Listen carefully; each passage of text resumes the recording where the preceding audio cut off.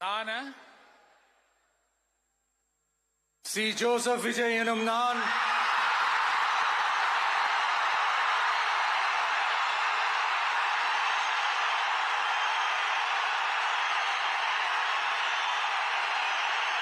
சட்டப்படி அமைக்கப்பெற்ற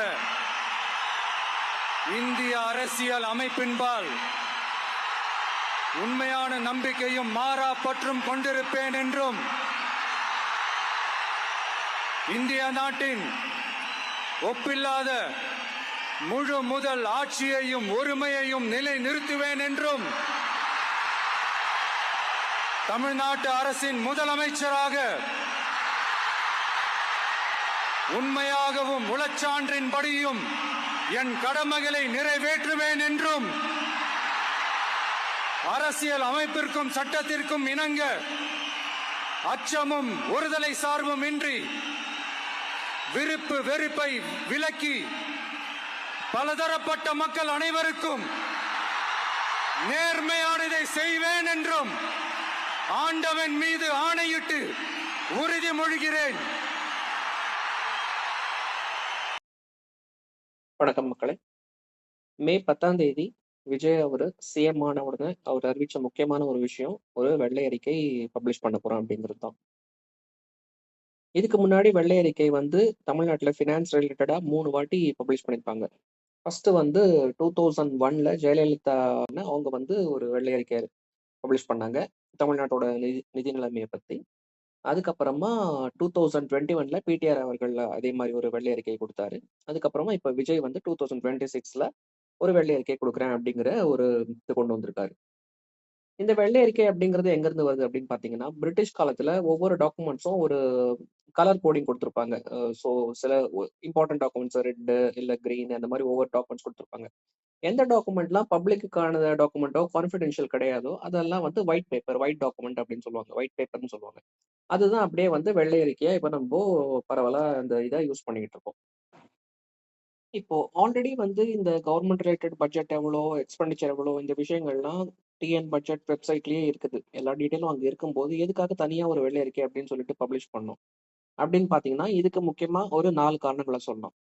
அதுல முதல் காரணம் அப்படின்னு பாத்தீங்கன்னா ஃபுல் ட்ரூத், எல்லா கம்ப்ளீட் டீடைல்ஸ் இந்த வெப்சைட்ல இருக்கும் அப்படின்னு நம்மளால சொல்ல முடியாது. இப்போ ஃபார் எக்ஸாம்பிள் கவர்மெண்டோட பேர்ல என்ன லோன் இருக்கோ, என்ன எக்ஸ்பெண்டிச்சர் இருக்கோ அது மட்டும் அங்க காட்டியிருப்பாங்க. பட் கவர்மெண்ட் கேரண்டியா கொடுத்துருக்கலாம். மற்ற கவர்மெண்ட் ரிலேட்டட் கம்பெனி லைக் இந்த டான்ஜென்கோ இருக்கு, அப்புறம் டிட்கோ இருக்கு.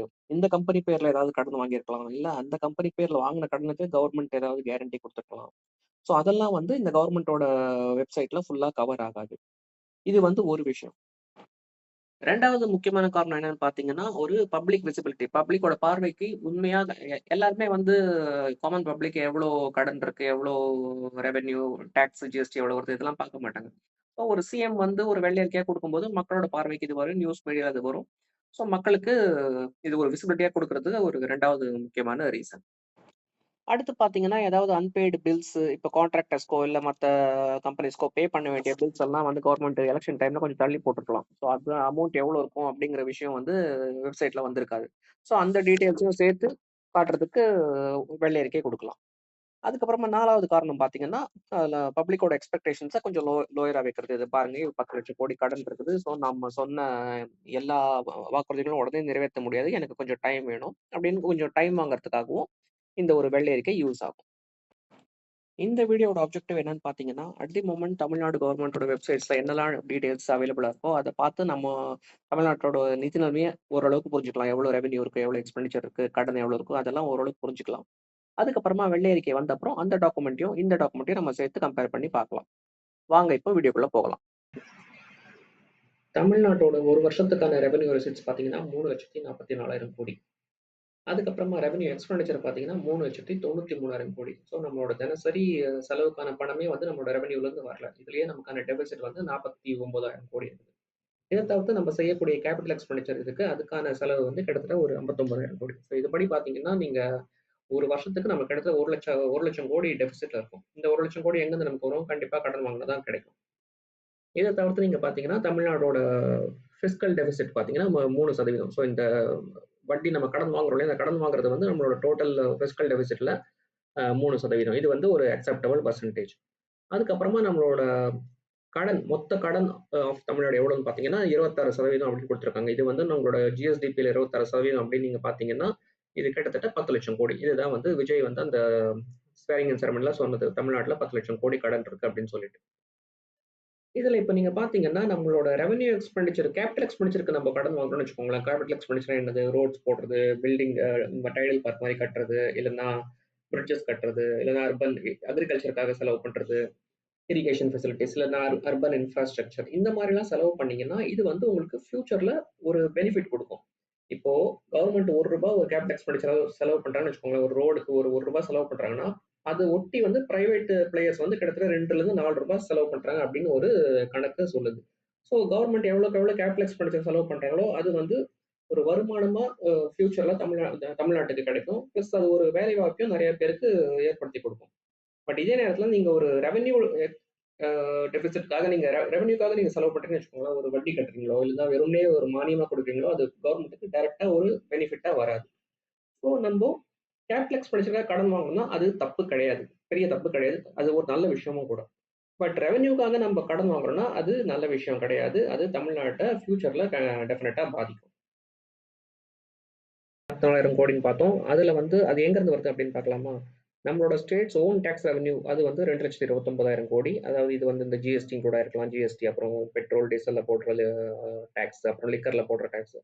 அதுக்கப்புறமா ஸ்டேட்ஸ் ஓன் நான் டாக்ஸ் ரெவென்யூ இருக்கு. அது ஒரு 27,000 கோடி இருக்கு. இது வந்து நம்ம ஃபீஸ், முனிசிபல் பில்டிங்க்கான பெர்மிட் அந்த மாரி விஷயங்கள்லாம் குடுக்குறாங்க இல்லையா? அதுலேருந்து வர அமௌண்ட். ஸோ இது 2த்தையும் சேர்த்தீங்கனாலே ஒரு 75% வந்து தமிழ்நாட்டாலேயே வந்து நம்மளோட ரெவென்யூவை ஜெனரேட் பண்ணிக்க முடியுது.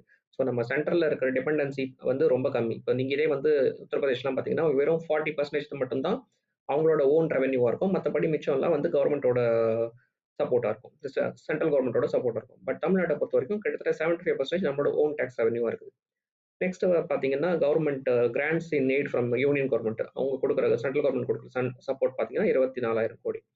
அப்புறமா ஷேர் இன் சென்ட்ரல் டாக்ஸஸ். இப்போ நம்ம டாக்ஸ் பே பண்றோம் இல்லையா? அதுலேருந்து நமக்கு தமிழ்நாட்டுக்கு வர வேண்டிய ஷேர் பார்த்தீங்கன்னா, அது ஒரு 62,000 கோடி. இது வந்து நமக்கு வர வேண்டிய பணம் தான். இது சென்ட்ரல் கவர்மெண்ட் நமக்கு குடுக்குதுன்னு சொல்ல முடியாது.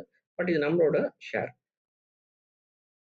இந்த ஸ்டேட் ஓன் டாக்ஸ் ரெவென்யூ எங்கிருந்து வருதுன்னு பார்த்தீங்கன்னா, 70% வந்து கமர்ஷியல் டாக்ஸஸ்லேருந்து வருது. கமர்ஷியல் டாக்ஸஸ்ன்னு பார்த்தீங்கன்னா, நம்ம ஜிஎஸ்டி, அப்புறமா பெட்ரோல், டீசல்ல போடுற வரி, அப்புறமா லிக்கர் அதில வர வரி.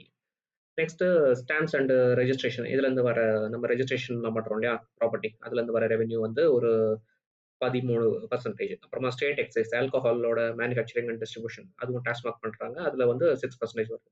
அப்புறம் மோட்டார் வெஹிக்கிள் டாக்ஸஸ் 6.5%, மற்ற விஷயங்கள் 2.9%. இதெல்லாம் அந்த சேர்த்து தான் ஸ்டேட்டோட ஓன் டாக்ஸ் ரெவென்யூ. அடுத்து நம்ம பார்க்க போறது ஓவராலா தமிழ்நாட்டுக்கு ரூ. 1 எங்கிருந்து வருது, அப்புறம் அந்த ரூபாவை நம்ம எங்க செலவு பண்றோம் அப்படின்னு சொல்லிட்டு. ரூ. 1 நமக்கு எங்கிருந்து வருதுன்னு பார்த்தீங்கன்னா, ஸ்டேட்ஸ் ஓன் டாக்ஸ் ரெவென்யூ நம்ம டாக்ஸ் பார்த்தோம் இல்லையா? ஜிஎஸ்டி, பெட்ரோல், டீசலுக்கான வரி அதெல்லாம் சேர்த்து 44%.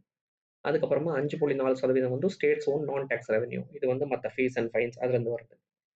ஷேர் இன் சென்ட்ரல் டாக்ஸஸ் அது வந்து ஒரு 12%. அப்புறமா grants in eight from union government அது ஒரு 4.8%. அதுக்கப்புறமா லோன்ஸ், சில கேபிட்டல் ரெசிட் அது ரொம்ப சின்ன அமௌண்ட். அப்புறமா நம்ம வாங்குற கடன் ரூ. 1ல 33 காசு வந்து நமக்கு கடன் வழியா தான் வருது.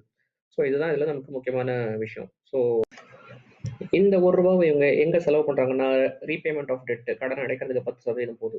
Salaries 18%, pension and retirement benefits 8%, loans ரீபேமெண்ட்டுக்கு ஒரு 2.8%, அதுக்கப்புறமா சப்சிடிஸ் அண்ட் கிராண்ட்ஸ் இதுதான் நம்ம பே பண்ற மானியம். இப்போ மகளிர் உரிமை தொகையா இருக்கலாம், இல்லைன்னா நிறைய கவர்மெண்ட்டோட தமிழ்நாடு கவர்மெண்ட்டோட ஸ்கீம்ஸ் இருக்கு இல்லையா? அந்த ஸ்கீம்ஸ்க்குலாம் இவங்க பே பண்றது 30. இதுல ரேஷன் கொடுக்கறது அதுவும் இதுலயும் கூட இருக்கும். ஸோ 30% வந்து 30% வந்து சப்சிடிஸ் அண்ட் கிராண்ட்ஸ்லேயே போகுது. இன்ட்ரெஸ்ட் பேமெண்ட் ஒரு 15% போகுது. கேபிட்டல் எக்ஸ்பெண்டிச்சருக்கு 11.5%. அப்புறம் நம்மளோட ரெகுலர் ஆப்ரேஷன் அண்ட் மெயின்டெனன்ஸ்க்கு 3.6%. இதுல பார்த்தீங்கன்னா, நம்ம கேபிட்டல் எக்ஸ்பெண்டிச்சருக்கு ஓவராலா நம்ம செலவு பண்றது வெறுமனே 11% மட்டும்தான். மிச்சம் இருக்கிற செலவு எல்லாமே நம்மளோட ரெகுலர் செலவு லைக் சேலரிக்கோ, இல்ல பென்ஷனுக்கோ, இல்ல வட்டி கட்டுறதுக்கோ இதே மாரி தான் போகுது. ஸோ டெவலப்மெண்ட்டுக்கு நம்ம செலவு பண்றது ரொம்ப கம்மியா இருக்குது. மத்த ரொட்டீன் செலவு அதிகமா இருக்கு. ஸோ இந்த பெர்சன்டேஜ தான் மாத்தணும். இந்த கேபிட்டல் எக்ஸ்பெண்டிச்சர் கொஞ்சம் அதிகமாச்சுன்னா, ஃபியூச்சர்ல நமக்கு கூட கிடைக்கக்கூடிய பெனிஃபிட் வந்து அதிகமா மாறும். இன்னைய வரைக்கும் தமிழ்நாடு பார்த்தீங்கன்னா, இந்தியாலயே ஒரு டெவலப்டு ஸ்டேட்டா இருந்துட்டு வருது. ஜிடிபிய பொறுத்தவரையும் பார்த்தீங்கன்னா, இந்தியாலயே 10%க்கும் மேல 2 வருஷமா குரோத் காட்டிட்டு இருக்க ஒரே ஸ்டேட் வந்து நம்ம தான். மகாராஷ்டிராவோட நம்ம அதிகமான குரோத் ரேட் காட்டுறோம். ஓவரால் ஜிஎஸ்டிபிலயும் நம்ம ஒரு வளர்ந்த மாநிலமா தான் இருக்கோம். இந்த ஒரு இத விஜய் வந்து மெயின்டெயின் பண்ணணும் ஃபியூச்சர்லயும். இன்னும் இத டெவலப் பண்ண பார்க்கணும். பட் அதே நேரத்துல கடனோட லெவலையும் கொஞ்சம் குறைச்சாருன்னா, தமிழ்நாடு நம்பர் 1 ஸ்டேட்டா கூடிய விரைவில மாறிடும். மகாராஷ்டிராவையும் மிஞ்சி தமிழ்நாடு வந்து நம்பர் 1 ஸ்டேட்டா மாற வாய்ப்பு இருக்கு. அடுத்து விஜயோட வெள்ளை அறிக்கையில என்ன சொல்றாருங்கிறத அது வந்த உடனே நம்ம பார்க்கலாம். தேங்க்ஸ் ஃபார் வாட்சிங் த வீடியோ.